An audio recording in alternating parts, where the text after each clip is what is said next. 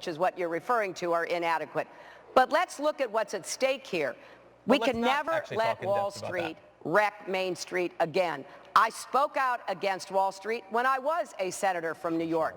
I have been standing up and saying continuously, we have the law, we've got to execute under it. So you're right, I will move immediately to break up any financial institution, but I go further because I want the law to extend to those that are part of the shadow banking industry, the big insurance companies, the hedge funds, something that I have been arguing for now for a long time.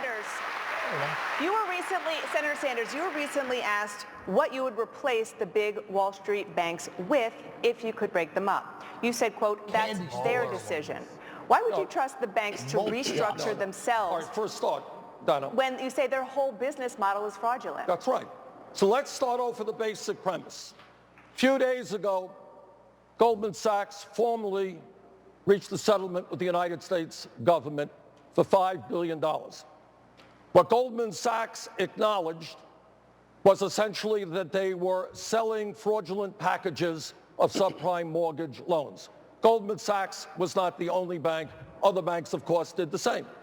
Now, I don't need Dodd-Frank now to tell me that we have got to break up these banks, A, because they're based on fraudulent principles, and B, because when you have 6 financial institutions that have assets equivalent to 58% of the GDP of this country, they are just too big, too much concentration of wealth and power. But Senator, point is, we have got to break them up so that they do not pose a systemic risk and so that we have a vibrant economy with a competitive financial system. But Senator, you didn't answer the specific question, which is not just about breaking up the banks, but why allow the banks to do it themselves? Because I'm not sure that what the government should say is you are too big to fail. You've got to be a certain size.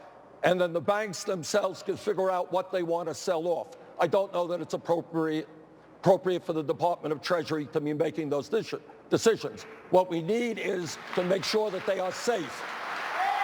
Dana, you know, I love being in Brooklyn. This is great. Does that make you feel good? You have to say that? The sincerity drips off.